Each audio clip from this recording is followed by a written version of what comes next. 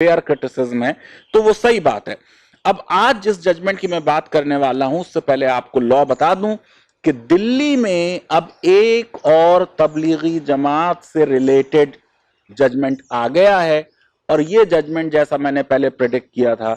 उसी तरीके से फिर तबलीगी जमात के फेवर में गया है। जरा समझ लें कि कोड ऑफ क्रिमिनल प्रोसीजर का सेक्शन 239 है, जो मजिस्ट्रेट जो है उसके सामने पुलिस का इन्वेस्टिगेशन की रिपोर्ट आ गई कंप्लीट, पुलिस ने चार्जशीट फाइल कर दी, उसने एक्यूज को भी, मुलजिम को सुन लिया, उसने प्रोसिक्यूशन को सुन लिया, जो एविडेंस सामने आई उसको देख लिया। उसके बाद इस सेक्शन में वर्ड है ग्राउंडलेस,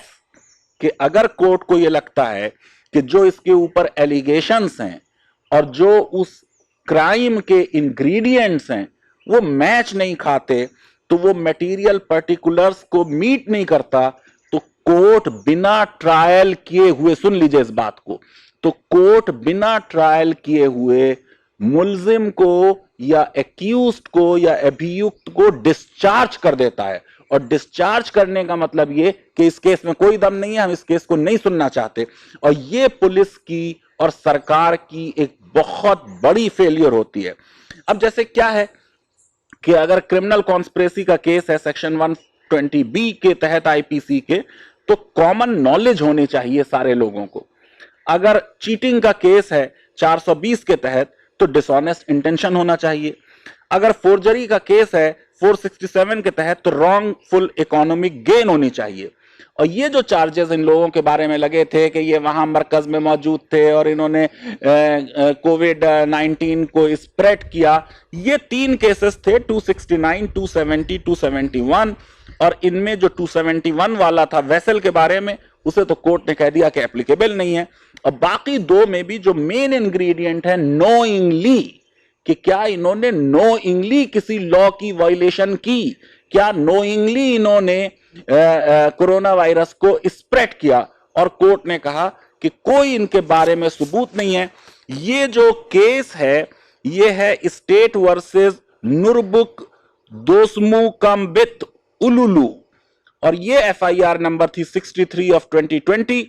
और ये साउथ ईस्ट दिल्ली का केस है। और इसमें जो जज थी वो गुरु Mohina Kaur, chief metropolitan magistrate हैं, और ये जजमेंट कल उन्होंने दिया है। और इस जजमेंट में साफ तौर से उन्होंने कहा है कि जो जराइम इनके खिलाफ एलेज किए गए थे उनमें से कोई भी प्रूफ नहीं हुआ, कोई उसकी ना डॉक्यूमेंट्री एविडेंस है, कोई ना ओरल एविडेंस है, कोई स्पेसिफिक एक्ट कि इन्होंने ये काम गलत किया उसके बारे में चार्जशीट में कोई जिक्र नहीं है। और इसलिए कोर्ट ने यह कहा कि इस केस में बिल्कुल भी ना नेग्लिजेंस है, ना मैलिग्नेंटली का रिक्वायरमेंट पूरा हुआ, ना नॉलेज का रिक्वायरमेंट हुआ। तो उन्होंने इस एक्यूज्ड को बिल्कुल डिस्चार्ज कर दिया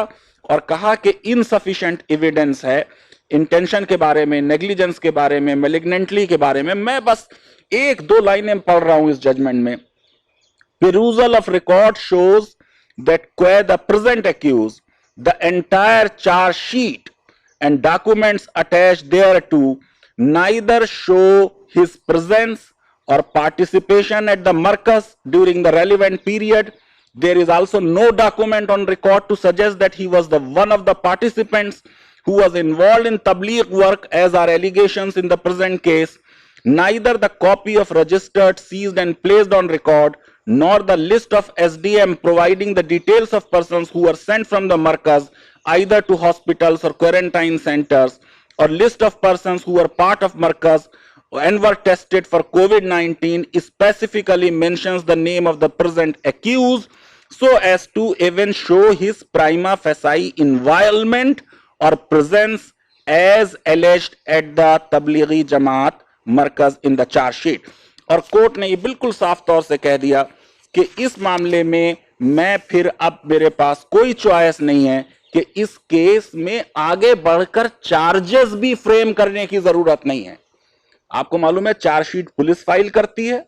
और उसके बाद अदालत चार्जेस बनाती है, फिर उन चार्जेस पे बहस होती है और फिर कन्विक्शन होता है। तो ये केस पहली ही स्टेज पर गिर गया और उससे बिल्कुल साफ जाहिर होता है कि हमारी पुलिस ने, हमारी सरकारों ने इस सारे केसेस में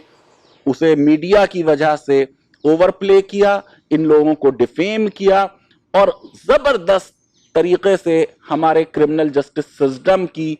ग्लोबली बेइज्जती कराई। लीगल अवेयरनेस वेब सीरीज आपको पसंद आती है तो मेरी रिक्वेस्ट है कि हमारे इस वीडियो को वाइडली शेयर करें